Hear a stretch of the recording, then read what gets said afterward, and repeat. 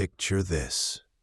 As the first rays hit Rome's grand arches, the air, already thick with anticipation, shadows of last night's chaos linger on the stones. Vendors push carts loaded with cheap snacks, while below, chains rattle and beasts growl in hunger. This wasn't just a show. It was Rome's dark heart beating. What drove an empire to turn death into daily drama? We're peeling back layers on the arena act so extreme, they pushed even Roman limits. Stick around, because what unfolded in those sands still sends chills through time. It all sparked from grief turned gruesome. Back in 264 BC, two brothers honored their father's passing, not with quiet rites, but by arming slaves and watching them clash until blood soaked the cattle market dirt. This wasn't random violence. It echoed older customs from conquered lands, where warriors fell at graves to calm spirits. Soon, elites saw the pull. Nothing screamed status like a spectacle of spilled life. But Rome twisted it further. By the late Republic, these fights jumped from private burials to packed festivals, armored foes mimicking defeated enemies, like Samnites with their shields, or Gauls swinging broad blades. Each strike replayed conquests, turning mourning into a tool for sway. Wooden stands rose, then stone giants, as the state claimed the games. No longer just duty to the dead. They whispered crowds didn't just crave human clashes. They demanded the wild bowed low. Halls from Africa's sands and Asia's peaks filled cages.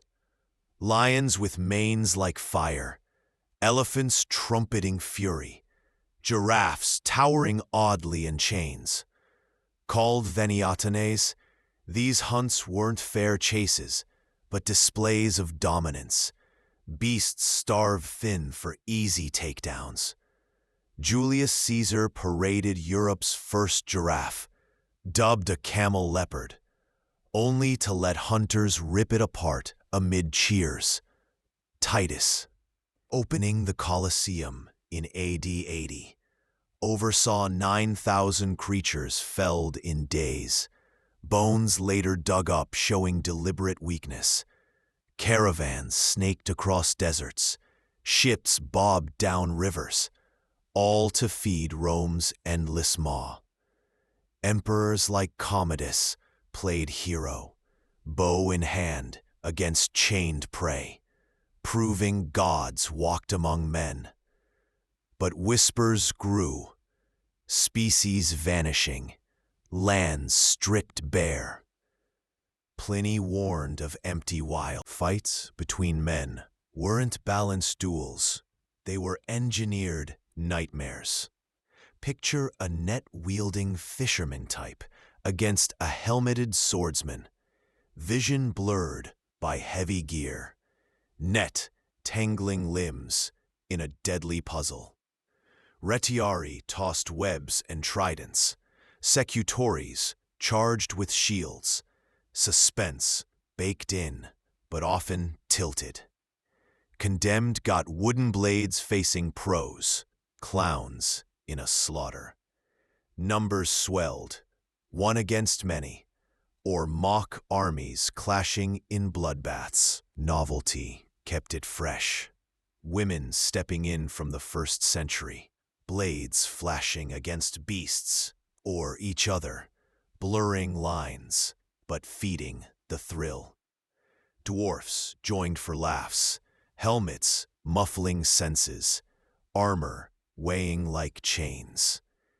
All rigged for shock, propaganda dressing fighters as barbarians, losses scripted to echo triumphs. No pure skill here, just endless ways to heighten the edge. Crowds baying for the next twist. And when boredom crept in, the midday horrors began. By noon, as hunger bit the stands, the arena became a stage for fate's cruel plays. Condemned, thieves, traitors, deserters weren't just ended. They starred in myths reborn, bloody.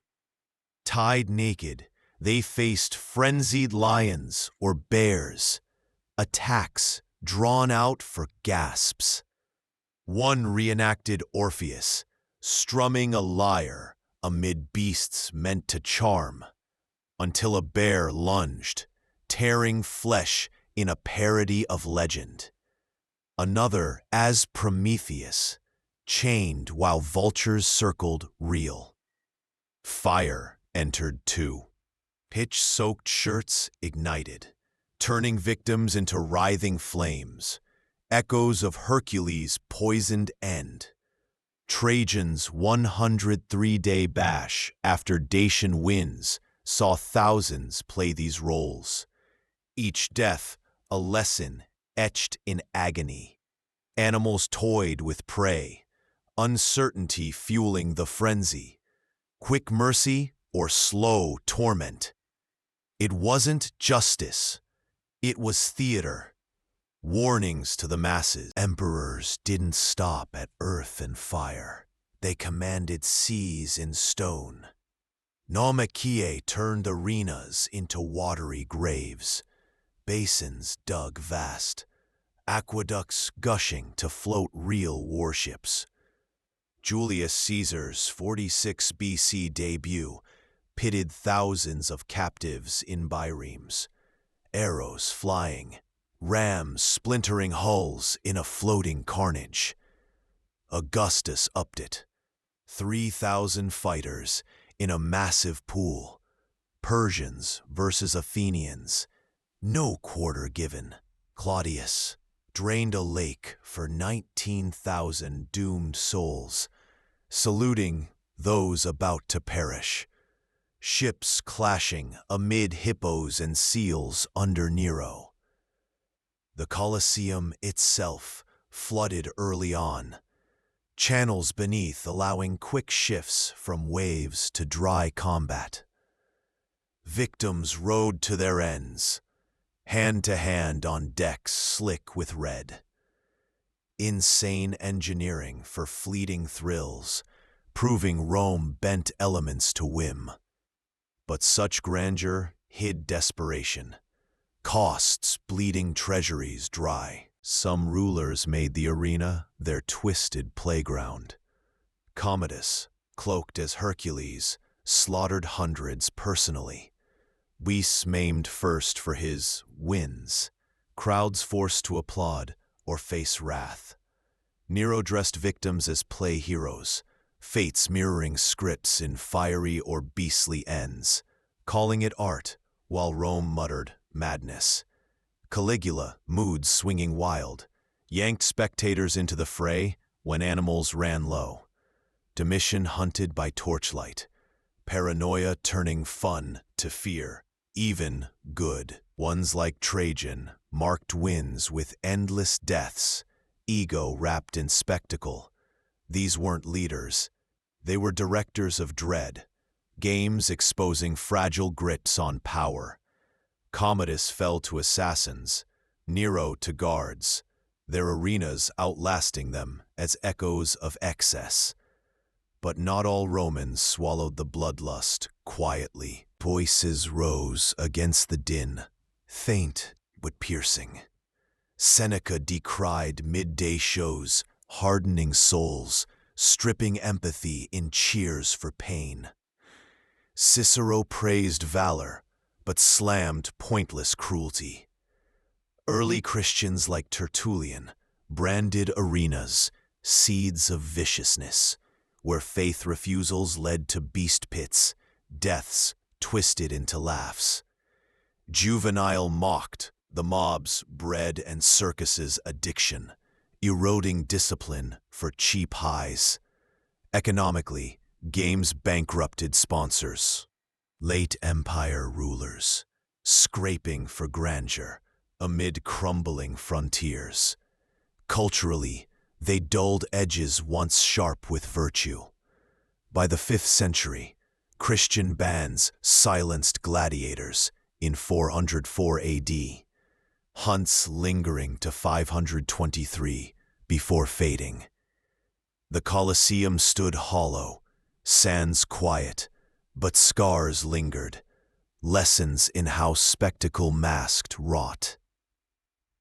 Step back from those echoes, and Rome's arena legacy hits hard. An empire that glorified agony to glue itself together, only to fracture under its weight.